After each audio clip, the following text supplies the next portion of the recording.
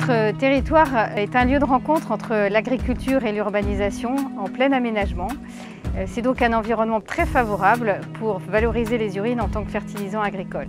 Donc l'avantage d'utiliser les urines humaines en agriculture, c'est d'abord que les urines, bien qu'elles représentent 1% du volume des eaux usées, contiennent 80% de l'azote et 50% du phosphore, qui sont des nutriments qui sont essentiels à la croissance des plantes.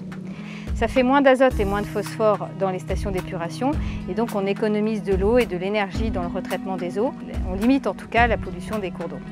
L'urine permettra aussi de remplacer les engrais azotés et chimiques, ce qui diminue la dépendance au gaz naturel étranger et augmente l'autonomie du territoire.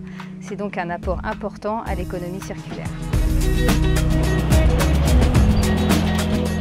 Je suis Emmanuel Leroux, je suis exploitant agricole à la ferme de la Martinière où on cultive du blé, du maïs, du colza et des betteraves sucrières. Depuis 10 ans, je travaille sur le projet urine sur le plateau de Saclay en lien avec Terre et Cité et la Chambre d'agriculture.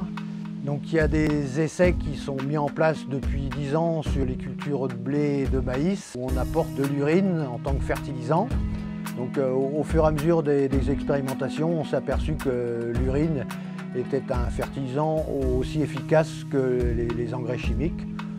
Aujourd'hui, c'est quand même assez contraignant à épandre, hein, donc ça oblige à recharger souvent la cuve du pulvérisateur avec du temps passé, du gasoil de consommer et puis du tassement des sols, quoi. Aujourd'hui, il faut qu'on réfléchisse à des solutions économiquement viables pour apporter l'urine sur l'exploitation, cette urine qui va venir de la plaine de Corbeville.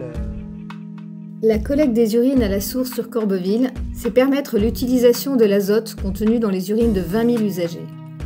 L'urine serait véhiculée par des canalisations dédiées jusqu'à une unité de traitement où elle serait transformée pour produire environ 25 tonnes d'engrais par an, permettant ainsi de fertiliser 140 hectares de terres agricoles cultivées en blé sur le plateau de Saclay, soit l'équivalent de plus de 5 millions de baguettes de pain par an.